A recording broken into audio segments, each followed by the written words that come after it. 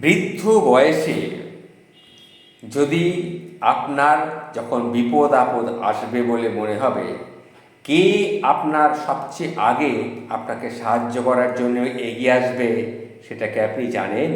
অর্থাৎ আপনার বিপদের সাথে আপনার সঙ্গে সঙ্গে থাকবে, আপনার বিপদের সাথী হবে কে, সেটা শুনুন।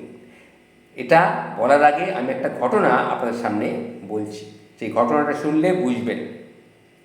ঘটনাটি হলো একটি সকালে, একদিন সকালে গ্রাম বাংলার এক কোণে অবস্থিত, গ্রাম বাংলার একটা কোণে অবস্থিত শান্তিপূর্ণ একটা বাড়িতে জন্ম নিল একটা ছোট্ট কুকুর ছানা।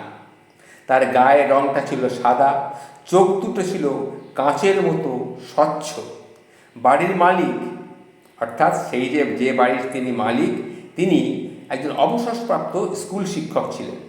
প্রথমে দেখেই এই বাচ্চাটাকে তিনি ভালোবেসে ফেললেন।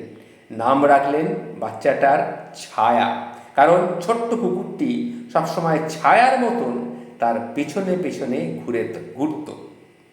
এবং ছায়া এবং সেই মানুষটি সে দিনে দিনে একে অপরের জীবনের একটা অবিচ্ছেদ্য অংশ হয়ে উঠলেন। প্রতিদিন সকালবেলায় সাহেব যখন হাঁটতে যেতেন, ছায়া তার সঙ্গে ছুটে যেত তার পাশে পাশে। বিকেলবেলায় বারান্দায় বসে তিনি যখন বই পড়তেন, ছায়া তার পায়ের কাছে গুটিসুটি মেরে শুয়ে থাকত বা ঘুমোতো। একদিন গ্রামে ডাকাতের দল ঢুকে পড়ল। রাত গভীর, সবাই ঘুমিয়ে রয়েছে। ঠিক তখনই ছায়া টের পেল কিছু অস্বাভাবিক। সে জোরে জোরে ঘেউ ঘেউ ডাকতে শুরু করলো। তার ডাকে ঘুম ভেঙে গেল সেই বাড়ির মালিকের। তিনি তখন জানলা দিয়ে তাকিয়ে দেখেন কিছু লোক বাড়ির চারপাশটা ঘিরে ফেলেছে। তিনি দ্রুত প্রতিবেশীদের খবর দিলেন। ছায়ার সাহসিকতার কারণে ডাকাতেরা ধরা পড়ে গেল।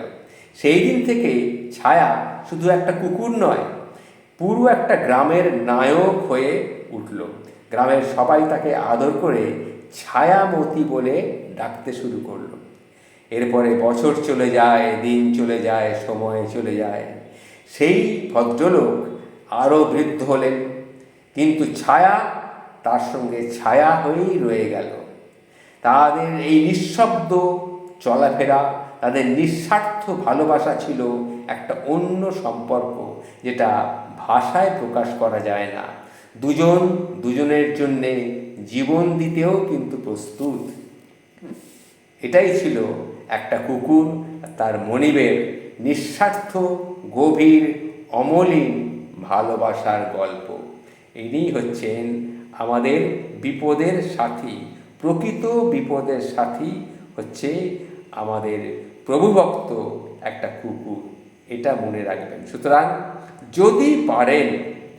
যদি পারেন খুব অল্প বয়স থেকে ছোট্ট অবস্থায় একটা কুকুর বাড়িতে নিয়ে আসুন, তাকে বাড়িতে রেখে তাকে পুষুন, তাহলে বুঝবেন কুকুরের উপকারিতাটা কী, কত বড় একটা প্রভুভক্ত প্রাণী হতে পারে কুকুর। সবাই আপনার সঙ্গে বিশ্বাসঘাতকতা করতে পারে, বেইমানি করতে পারে, যে কোনো আত্মীয় স্বজনও করতে পারে, এমনকি স্ত্রী, পুত্র, কন্যা, তারাও কিন্তু আপনার বিপদে আপনার পাশে নাও দাঁড়াতে পারে। কিন্তু এই যে কুকুর, যে কাহিনীটি বললাম, এরা কিন্তু কখনো আপনাকে ছেড়ে কোথাও যাবে না, আমৃত্যু আপনার পাশে থাকবে, এটা মনে রাখবেন।